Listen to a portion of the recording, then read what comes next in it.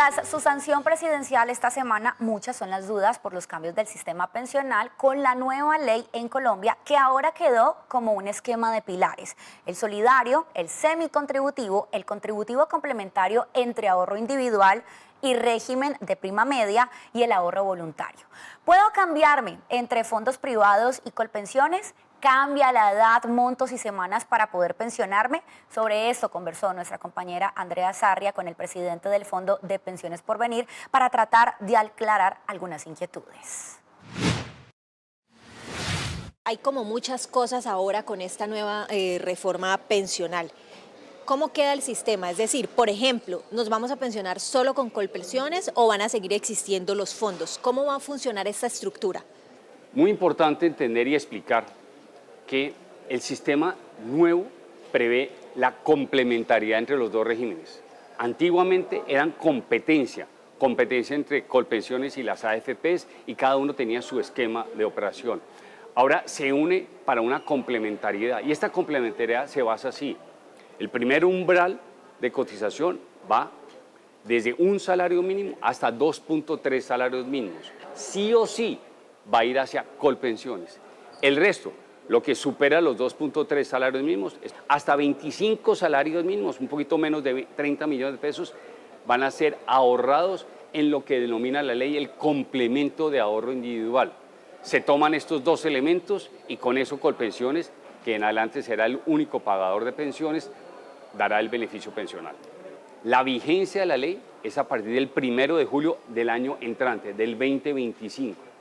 Aquellos afiliados colombianos que, en el caso de mujeres, tengan más de 750 semanas cotizadas al 1 de julio del año entrante, o los hombres que tengan más de 900 semanas al 1 de julio del 2025, esos afiliados que tengan más siguen con las condiciones actuales.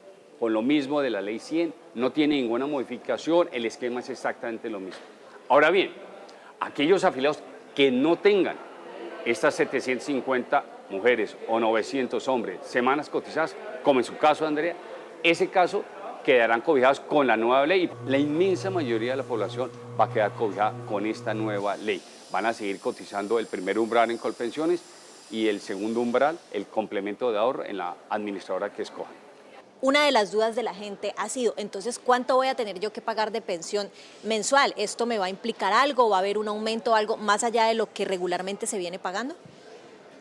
Efectivamente, lo que yo voy a cotizar en la pensión no va a tener ninguna modificación, sigue siendo el mismo principio, es el 16%. Si gano entre 1 y 4 salarios mínimos, voy a cotizar el mismo 16%. Es el cómo se distribuye este 16%. Si gano, gracias, 1 millón de pesos, gracias de ejemplo, pues voy a aportar 160.000 pesos, de los cuales el 75% paga el empleador y 25% el empleado. La diferencia es cómo se distribuye. En el primer umbral, el de Colpensiones, ese 16% se distribuye así. Un 13% que va al fondo común, esa canasta que tiene que administrar Colpensiones, y un 3% el restante que se distribuye en 2% para pagar el seguro provisional, el seguro que cubre los riesgos de invalidez y sobrevivencia, y un 1% para pagar la comisión de administración. Ahora, lo que supera ese 2.3 salarios mínimos hasta 25 salarios mínimos, ese complemento de ahorro individual, es el mismo 16%, pero se distribuye distinto. Un 13.2% va a ir a la cuenta individual y el resto, ¿qué se va a hacer? Un 1% va al fondo de ahorro, el que paga las pensiones de Colpensiones, un 1% paga el seguro provisional y el 0.8% va a pagar la comisión de administración. Pero no cambia, de cara a la persona no cambia para nada, es el mismo 16%, es cómo se distribuye entre el primer umbral y el segundo umbral. Colombia ya ha vivido este tipo de transiciones en temas que tienen que ver con la protección social de los colombianos. Lo vivimos con el Seguro Social, lo hemos vivido con las EPS, ahora lo vamos a vivir con las pensiones. ¿Cuáles son los retos a partir de hoy, digamos, de aquí al julio del 2025, que sería como el año para poder concretar todo este proceso con Colpensiones? ¿Qué retos tienen adelante? No solamente ustedes, sino precisamente Colpensiones también. Déjeme dividir esto, porque es una pregunta muy interesante para decir, expedida la ley, ¿qué sigue? Son varias etapas que van a seguir. La primera etapa, más del 50% de la ley necesita reglamentación, necesita que el gobierno expida decretos que reglamentan la ley para efecto de su alcance, su interpretación y su aplicación. Entonces tenemos un trabajo muy importante, la reglamentación.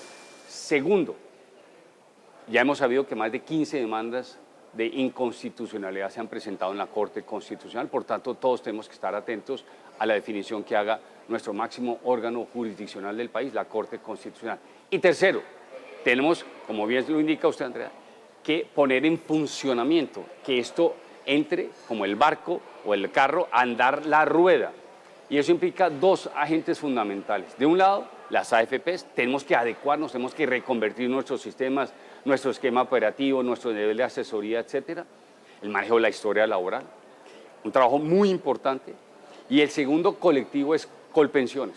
Colpensiones tiene un desafío muy importante para que en un término de menos de un año esté listo y esté preparado para recibir más de 17 millones de colombianos. Y lo hemos ofrecido al gobierno que hagamos una gran campaña de educación. No de Colpensiones, no de los fondos de pensiones, de Colombia para los colombianos. Es que esto es un cambio muy importante y qué mejor que hacer una campaña única, y la ley prevé además que se tienen que poner a disposición los medios audiovisuales del gobierno para divulgar los temas pensionales. Primera tarea. Segunda tarea, el rol que tenemos que hacer las AFPs. En el caso de Porvenir, tenemos habilitados comunicaciones directas, en los extractos, videos explicativos, canales de información, recordando que la ley entra en vigencia el 1 de julio del año entrante, por lo tanto el grueso no hay que hacer nada en este momento. Hay que revisar, no por la ley 2381, sino por siempre la historia laboral, que tengamos todos los periodos de cotización en la historia laboral para que la liquidación sea completa con lo que yo efectivamente he trabajado. Perfecto, muchas gracias a usted por habernos acompañado aquí en Telepacífico Noticias. Muchas gracias, Andrea, a todos sus oyentes.